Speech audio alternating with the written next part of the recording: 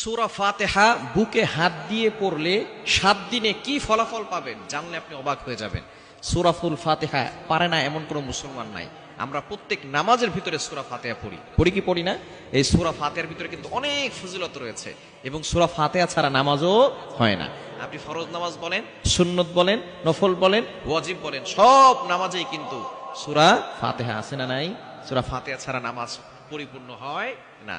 এই সূরা ফাতিহাকে আরেকটি নাম আছে, এই সূরা ফাতিহাকে বলা হয় উম্মুল কোরআন, অর্থাৎ কোরআনের মা।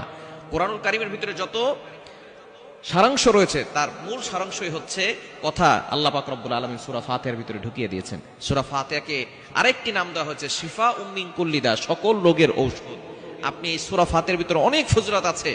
এই সূরা ফাতিহা প্রথম সূরা এবং আল্লাহ পাক রব্বুল আলামিন প্রথমেই বলে দিয়েছেন আলহামদুলিল্লাহি রাব্বিল আলামিন, all praise is due to Allah, সমস্ত প্রশংসা ওই আল্লাহর জন্য।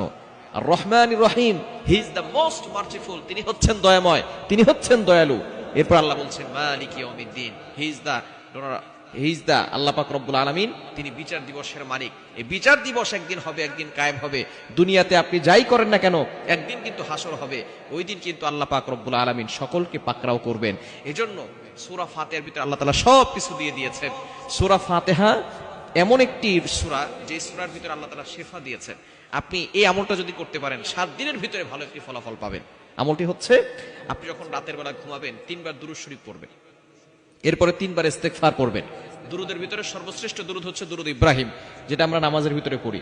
আল্লাহুম্মা সাল্লি আলা মুহাম্মাদ ওয়া আলা আলি মুহাম্মাদ কামা সাল্লাইতা আলা ইব্রাহিম ওয়া আলা আলি ইব্রাহিম ইন্নাকা হামিদুম মাজিদ। আল্লাহুম্মা বারিক আলা মুহাম্মাদ ওয়া আলা আলি মুহাম্মাদ কামা বারাকতা আলা ইব্রাহিম ওয়া আলা আলি ইব্রাহিম ইন্নাকা হামিদুম মাজিদ। এই দুরূদ ইব্রাহিম হচ্ছে যেটা নামাজের ভিতরে পড়ে সর্বশ্রেষ্ঠ দুরূদ।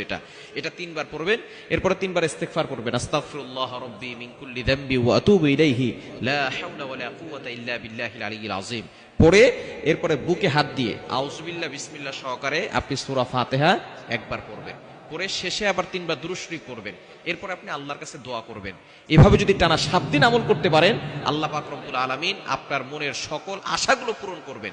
আপনি এভাবে আমল করে আল্লাহর কাছে দোয়া করবেন। এরপরে আপনি যত রোগ আছে সমস্ত রোগ থেকে আল্লাহ পাক রব্বুল আলামিন আপনাকে শিফা দান করবেন।